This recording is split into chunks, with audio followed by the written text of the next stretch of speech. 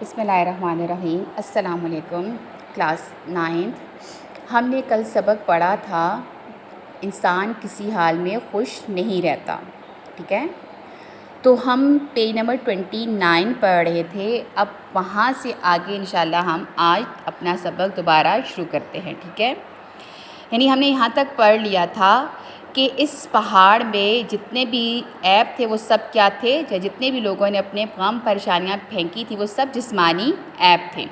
تو یہاں سے آگے ہم آج اپنا سبق شروع کرتے ہیں، ٹھیک ہے؟ ایک شخص کو دیکھتا ہوں کہ اس کی پیٹھ پر بھاری سے بھاری اور بڑے سے بڑا بوجھ ہے، مگر خوشی خوشی اٹھائے چلا آتا ہے۔ جب پاس آیا تو معلوم ہوا کہ یہ ایک کبڑا ہے۔ کبڑا آپ کو پتہ ہے کہ اس کو کہتے ہیں ایسا شخص جس کی کمر جو ہے اس کے درمیان میں خم آ جائے۔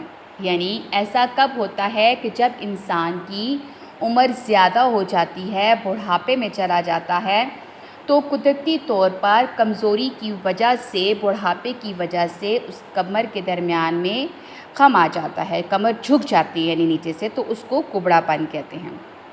ایک آدم ذات کے انبار رنج و علم میں اپنے کبڑے پن کو پھینکنے آیا ہے۔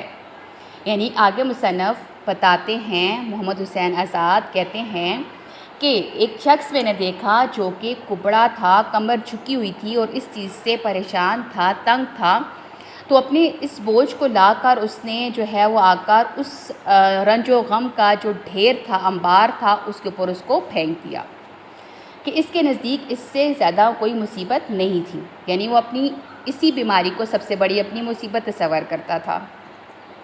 اس انبار میں انواع و اقسام قسم قسم کے، ہر طرح کے۔ اب یہاں پر انواع و اقسام کا لفظ آیا ہے تو دیکھیں بیٹا کہ یہ جو انواع و اقسام کا لفظ ہے یہاں اس کے درمیان میں واو آ رہا ہے، ٹھیک ہے؟ اور واو کیا ہے؟ مرکب عطفی یعنی کہ یہ لفظ ہے، یعنی یہاں واو کیا ہے؟ حرف عطف استعمال ہوا ہے۔ تو یہ کون سا مرکب ہو جاتا ہے؟ مرکب عطفی، ٹھیک ہے؟ مرکب عطفی کے بارے میں ہم نے پڑھا تھا کہ معطوف اور معطوف علیہ اور حرف عطف سے مل کر بننے والا مرکب جو ہے وہ مرکب عطفی کہلاتا ہے۔ اب حرف عطف سے پہلے آنے والا لفظ معطوف علیہ اور حرف عطف کے بعد آنے والا لفظ جو ہے وہ معطوف کہلاتا ہے۔ کہ سکم اور امراض بھی تھے، یعنی اس مختلف قسم کے ڈھیر جو تھا اس کو مختلف قسم کی جو ہے وہ بیماریاں، خرابیاں، تمام نقص جو لوگوں نے تھے وہ لا کر وہاں پر پھینک دیے تھے، جن میں بعض اصلی تھے اور بعض ایسے تھے کہ غلط فہمیوں نے خام خواہ مرض سمجھ لیا تھا۔ یعنی اب یہ ایسے تھے کہ کچھ تو حقیقت پر مبنی تھے، کچھ لوگ ایسے تھے جو غلط فہمی میں مبتلا تھے اور غلط فہمی میں مبتلا ہونے کی وجہ سے محض ایک وہم پال لینے کی وجہ سے وہ ان کو ایک اپنے لیے مصیبت تصور کر رہے تھے، مرض سمجھ رہے تھے، تو اس وجہ سے اس سے پریشان ہو کر انہوں نے اس کو پھینکا تھا۔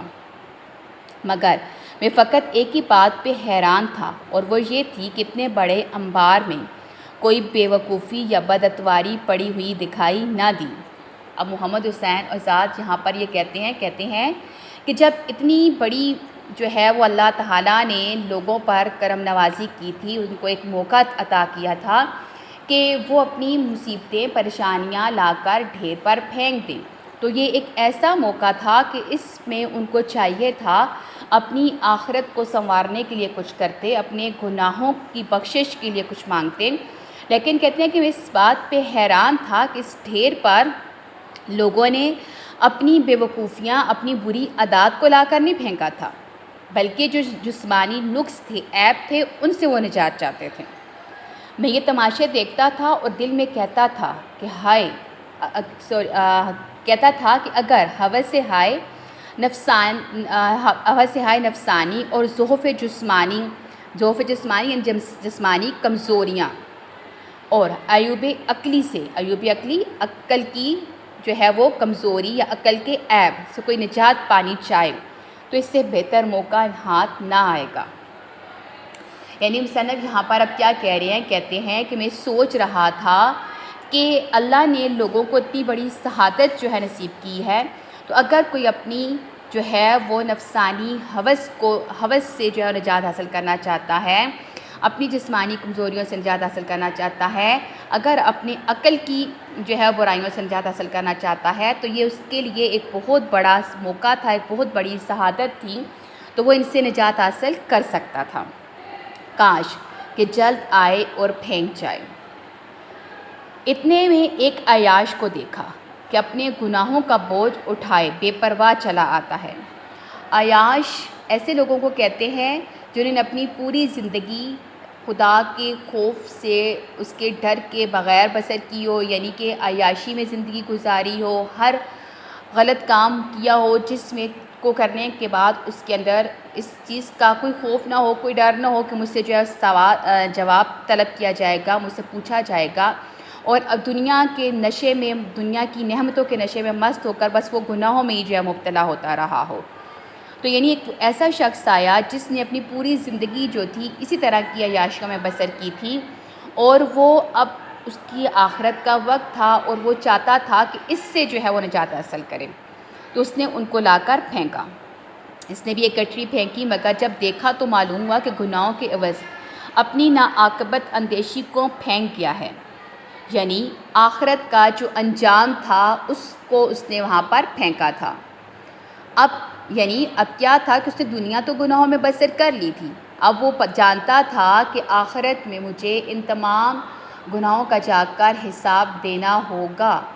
تو اب اس نے کیا کیا کہ بجائے اس کے کہ اللہ سے وہ معافی طلب کرتا، اس نے لا کر اس مصیبت کو پھینک دیا تاکہ آخرت میں اس مصیبت سے جو اس کو نجات حاصل ہو سکے۔